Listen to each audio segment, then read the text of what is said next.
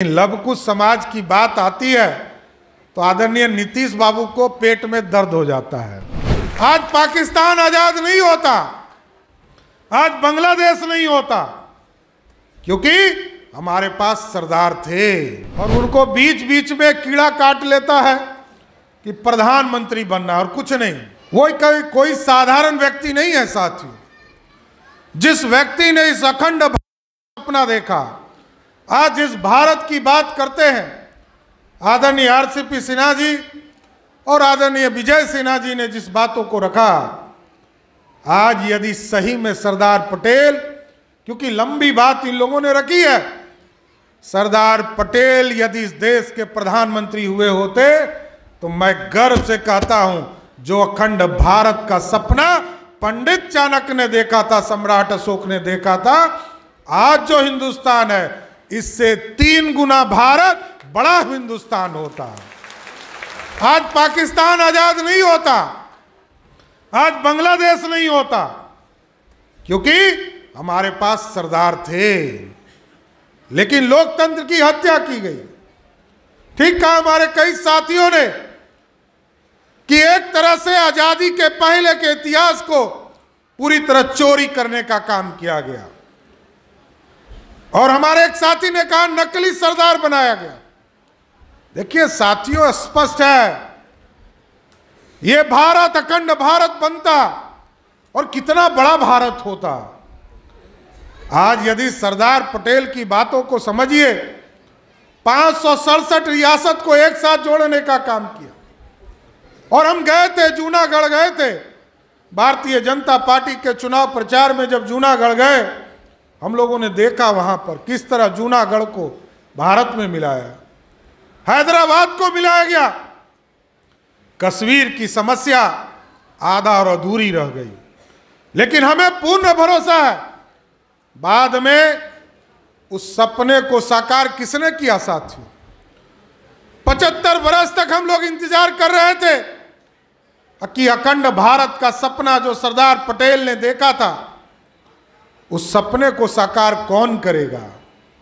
लोग कहते थे 1996 में जब समता पार्टी और भाजपा का गठबंधन हुआ तो आदरणीय नीतीश बाबू ने कहा कि इसको अलग करके रखिए, इसको नहीं बात करना है, 370 पे बात नहीं करेंगे, राम मंदिर पर बात नहीं करेंगे। और 370 का सपना किसने देखा था? हमारे पूर्वजों ने देखा था साथियों।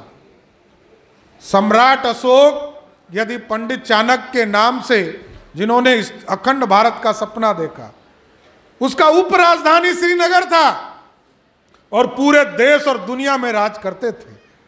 लेकिन लव कुश समाज की बात आती है तो आदरणीय नीतीश बाबू को पेट में दर्द हो जाता है और उनको बीच बीच में कीड़ा काट लेता है कि प्रधानमंत्री बनना और कुछ नहीं। अरे आप प्रधानमंत्री बनो, अमेरिका का राष्ट्रपति बन जाओ, लेकिन हिंदुस्तान की तो बात करो, ये भारत कैसे श्रेष्ठ होगा। और जब 370 को, जब देश के यशस्वी प्रधानमंत्री आदरणीय नरेंद्र मोदी जी और आदरणीय गृह मंत्री आदरणीय अमित शाह जी ने 370 को उखाड़ कर कचरे के ढेर में फेंक दिया, तब अखंड भारत का सपना साकार हो रहा था साथ। आज लोग जा रहे हैं। सरदार पटेल की चिंता किसने की? ठीक कहा आदरणीय आरसीपी सिन्हा से अपने साहब ने कि एक तरफ लिबर्टी ऑफ स्टैचू था, जो दुनिया में एक मूर्ति था जो अमेरिका से दिखाई देता था, और आज यूनिटी ऑफ स्टैचू किसी ने बनाया तो देश के यशस्वी प्रधानमंत्री नरेंद्र मोदी ने बनाया। और हम आपको भरोसा दिलाते हैं, भारतीय जनता पार्टी की बिहार में आप सरकार बनाओ। यहां सब साथी हम लोग हैं, सब लोग मिलकर नालंदा की पावन धरती पर, वहां पर 182 मीटर का एक भव्य स्मारक बना, यहां भी 243 फीट का एक सरदार पटेल का मूर्ति हम लोग नालंदा की पावन धरती पर बनाने का काम। ये लो मुंह मीठा करो, आज मैंने अपना जॉब छोड़ दिया, अब हम पूर्णिया वापस जाएंगे। जॉब छोड़ दिया है?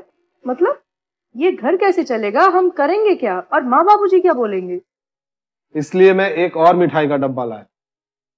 अपने बिजनेस के लिए लोन अप्रूव हो गया।